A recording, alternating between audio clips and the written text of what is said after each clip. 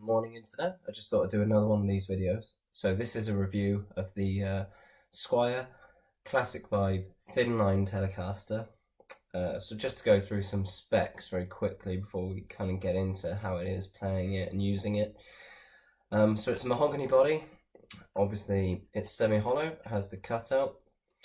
It has 21 medium jumbo frets. It has vintage style tuners, which if you've never used them, and they're a bit of a pain to change strings. Personally, I don't like changing strings on them, but I like the look of them, so I've left them on this guitar. I haven't changed it. Pickups, everything on this guitar, it's all standard. Again, the only thing that I have changed are the fret markers. And the fret markers, this particular guitar, I picked myself up a set of PRS kind of style fret markers. For anyone who's interested in those, I'll try and put a link in the description on this video and possibly on the one for the Chapman video as well. But I bought these from some company, and basically all they are transfers. I think it costs about £5 a set or something to that kind of, price range. To put them on, it's easy. It takes 2 minutes to do.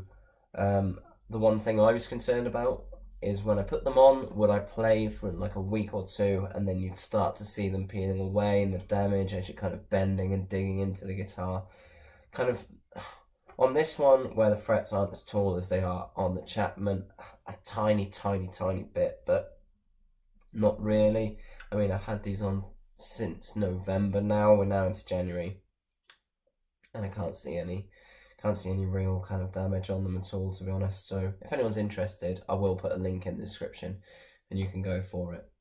With regards to tone and playability, for the price of this guitar, the feel of the neck is unreal. I talked about the rolled edges on the Chapman guitar. This particular Classic Vibe, the neck feels just as good. I have played other ones and they don't all come out of the factory this good.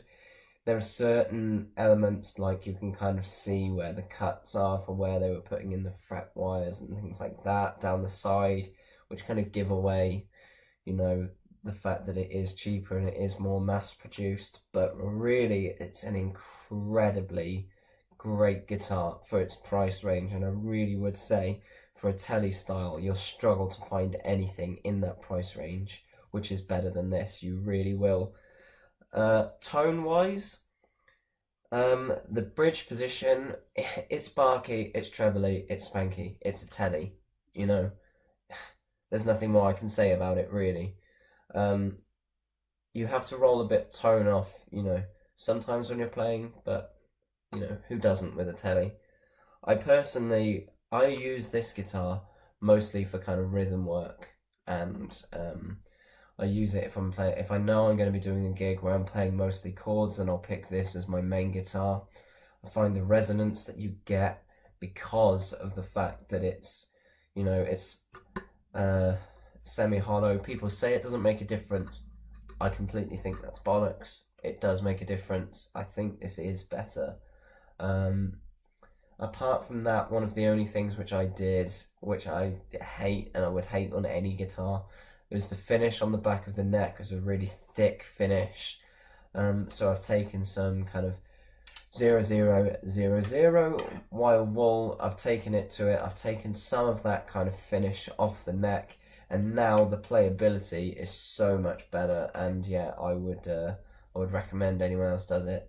So I'm going to play some stuff for you now. I'm going to play mostly rhythm, but a bit of lead, and you guys can make your own minds up as to what you think. So here it is. Here's the Squier Classic Vibe thinline telecaster.